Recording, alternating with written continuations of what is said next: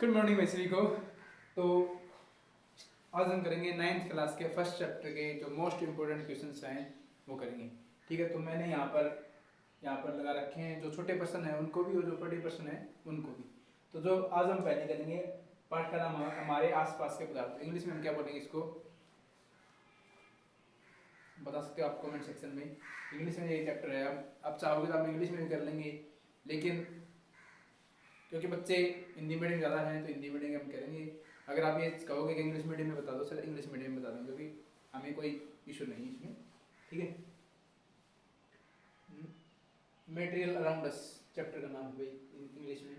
तो पहला प्रश्न है, एक वायुमंडलीय दाब का मान कितना होता है। जो एक वायुमंडलीय दाब का मान कितना है, एक 1 एटमॉस्फेयर का मान कितना होता है, 1.01 × 10⁵ पास्कल। पास्कल इसकी यूनिट है और पॉइंट वैल्यू इसकी 1.01 × 10⁵।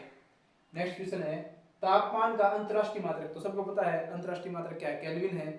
जो सिंपल हम सेल्सियस भी यूज करते हैं, फारेनहाइट भी यूज करते हैं, लेकिन जो अंतरराष्ट्रीय SI यूनिट है, स्टैंडर्ड इंटरनेशनल यूनिट है, वो केल्विन है।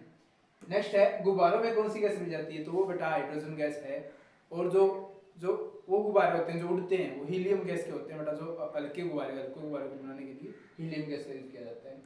ये वो वाले गुब्बारे नहीं है भाई जो आप समझ रहे हो, ये दूसरे गुब्बारे हैं, हाइड्रोजन गैस है। पदार्थ की 3 मूलभूत अवस्थाएं तो आपको पता ही है, ठोस द्रव गैस होती हैं। फर्स्ट चैप्टर बिल्कुल आसान है। और 2 हमारी और भी अवस्था थी, हमारे पास स्टेट थी, एक BEC और एक प्लाज्मा। BEC क्या है, बोस आइंस्टीन कंडेंसेट है, और प्लाज्मा है हमारी एक स्टेट, अलग अलग स्टेट है। तो मैटर के हमने 5 स्टेट के बारे में डिस्कस किया है। एक तो सॉलिड है, लिक्विड है और गैस, फिर प्लाज्मा और BEC। नेक्स्ट पार्ट है, सूर्य और तारे की चमक किसे कारण होती है बेटा, प्लाज्मा एक कारण होती है। सूर्य में और तारों में चमक प्लाज्मा एक कारण होती है। फिर BEC का पूरा नाम क्या है, बोस आइंस्टाइन कंडेंसेट। क्या नाम है, Bose Einstein condensate. Next question है, पदार्थ से आप क्या अभिप्राय है। पदार्थ मतलब कोई भी वस्तु जिसका अपना भार हो, अपना आयतन हो, उसका पदार्थ बोलते हैं। मतलब मैटर क्या है, anything which have occupied space and have मास। मतलब मैटर वो एनीथिंग है, वो थिंग है, वो वस्तु है जिसका अपना खुद का स्पेस होता है, जो अपना खुद का स्पेस घेरती है और अपने पास खुद का मास होता है, जिसका उसको बोलते हैं मैटर। नेक्स्ट है पंच तत्व। जो पंच तत्व क्या है, ये एंशिएंट फिलोसफी, एंशिएंट साइंस है इंडिया का, उसमें पंच तत्व को मानते हैं। पंच तत्व कौन कौन से हैं, हमारे 5 मूलभूत तत्व होते हैं, जिसमें से वायु पृथ्वी अग्नि जल आकाश, इन 5 तत्वों के नाम दीजिए। वायु पृथ्वी अग्नि जल आकाश। ठीक है, नेक्स्ट है वाष्पीकरण। वाष्पीकरण से आप क्या समझते हो, वाष्पीकरण क्या है, किसी भी लिक्विड का टेम्परेचर देने पर गैसीय स्टेट में कन्वर्ट हो जाना, वो है वाष्पीकरण। तो पदार्थ कवंतनाक से कम तापमान पर द्रव के वाष्प में परिवर्तन होने की प्रक्रिया को वाष्पीकरण कहते हैं। कवंतनाक क्या होता है, कवंतनाक मतलब उबलना। ठीक है, जब कोई भी वस्तु उबलने, कवंत मतलब जब वो खोलने लग जाती है, जब उबलने से पहले कोई भी वस्तु, मेल्टिंग पॉइंट जो जिसमें बॉइल होता है, बॉइलिंग पॉइंट है, बॉइलिंग पॉइंट से पहले कम तापमान पर जब कोई वस्तु गैस बनना शुरू होती है, लिक्विड जब गैस बनना शुरू कर देता है, उसको उसका वाष्पीकरण बोलते हैं। नेक्स्ट पॉइंट है वाष्पीकरण मतलब इवेपोरेशन, इंग्लिश में इवेपोरेशन। नेक्स्ट क्वेश्चन है, पदार्थ की किस अवस्था में कणों के मध्य सबसे अधिक आकर्षण बल होता है। सबसे अधिक आकर्षण बल ठोस अवस्था में, क्योंकि ठोस हार्ड होता है, हार्ड इसलिए क्योंकि उसमें आकर्षण सबसे अधिक है। ठीक है, नेक्स्ट निम्न का पूरा नाम लिखना है, LPG और CNG का पूरा नाम लिया। तो LPG का पूरा नाम क्या है, लिक्विड पेट्रोलियम गैस, और CNG का नाम है संपीड़ित, इसे हिंदी में बोलते हैं संपीड़ित प्राकृतिक गैस, और इंग्लिश में compressed natural gas, compressed natural gas. और LPG को हिंदी में द्रवित पेट्रोलियम गैस। नेक्स्ट क्वेश्चन है, किसी पदार्थ के गलनांक की परिभाषा। गलनांक मतलब गलना मतलब उसका मेल्ट होना। तो मेल्टिंग क्या होगा, जब वह ताप जिस पर कोई ठोस पदार्थ द्रवावस्था में बदलता है, तो उसका क्या है, गलनांक है। वह तापमान एक फिक्स तापमान होता है किसी वस्तु का जब वो ठोस में होती है, तो ठोस से डायरेक्ट कन्वर्ट होती है किसमें, गैस में, लिक्विड, उसको बोलते हैं उसका मेल्टिंग पॉइंट।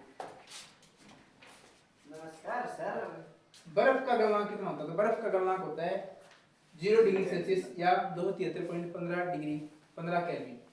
ठीक है, नेक्स्ट है कवंथनाक। कवंथनाक का मतलब होता है किसी भी वस्तु का खोलना, मतलब उबलना। ठीक है, तो कवंथनाक क्या है, वह तापमान जिस पर कोई भी लिक्विड मटेरियल उबलना शुरू करता है, खोलना शुरू करता है, उसको बोलते हैं उसका कवंथनाक। नेक्स्ट पॉइंट है, जल का कवंथनाक कितना होता है, जल का बॉइलिंग पॉइंट कितना होता है, कवंथनाक कितना होता है, तो 100 डिग्री सेल्सियस, 80 डिग्री सेल्सियस या 373 केल्विन इतना होता है। नेक्स्ट क्वेश्चन है गलन की गुप्त ऊष्मा। गलन मतलब गलनांक, गलनांक मतलब मेल्ट हो रहा है किसी वस्तु का, किसी ठोस का मेल्ट होकर लिक्विड बन रहा। जैसे गुप्त ऊष्मा का मतलब क्या है, उसके अंदर वो ऊष्मा है, हमें बाहर से नहीं दी है।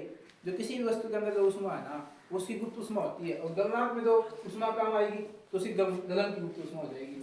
वायुमंडलीय दाब पर 1 किलोग्राम ठोस को उसी गलनांक द्रव पर द्रव अवस्था में बदलने के लिए आवश्यक ऊष्मा को उस पदार्थ की गलन की गुप्त ऊष्मा कहते हैं।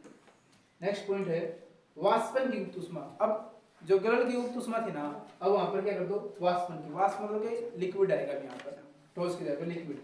1 किलोग्राम द्रव उसी पर कौन सा पर गैसीय अवस्था में बदलने के लिए आवश्यक ऊष्मा को वाष्पन की गुप्त ऊष्मा हो जाएगी। फिर विसरण। विसरण का क्या मतलब है? विसरण मतलब चलना, ठीक है। दो विभिन्न पदार्थों का स्वतः मिलना विसरण कहता है। जब दो अलग अलग पदार्थ आपस में मिल जाते हैं अपने आप, उसको विसरण बोलते हैं। नेक्स्ट क्वेश्चन है आधुनिक वैज्ञानिक दृष्टिकोण से पदार्थ की विभिन्न अवस्थाओं के नाम लिखने हैं। जो आधुनिक वैज्ञानिक का दृष्टिकोण है उनमें पदार्थ की कितनी अवस्थाएं बताई गई है? तो 5 अवस्थाएं बताई गई हैं, सॉलिड, लिक्विड, गैस, बीईसी और प्लाज्मा। ठोस, द्रव, गैस, प्लाज्मा और Bose Einstein condensate, BEC. Next question हमारा आर्द्रता। आर्द्रता का मतलब क्या है?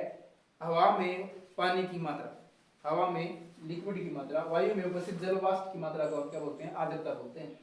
उसके बाद है उदरपातन। उदरपातन इसको इंग्लिश में बोलते हैं सब्लिमेशन, मतलब किसी भी ठोस का डायरेक्ट कन्वर्ट हो जाना गैस में, उसको बोलते हैं उदरपातन, ठीक है। किसी पदार्थ की द्रव अवस्था में परिवर्तित हुए बिना ठोस अवस्था में सीधे गैस में बदल देने की प्रक्रिया को उदरपातन बोलते हैं। तो आज के लिए 22 क्वेश्चन, बाय करेंगे हम कल। Thank you, have a nice day.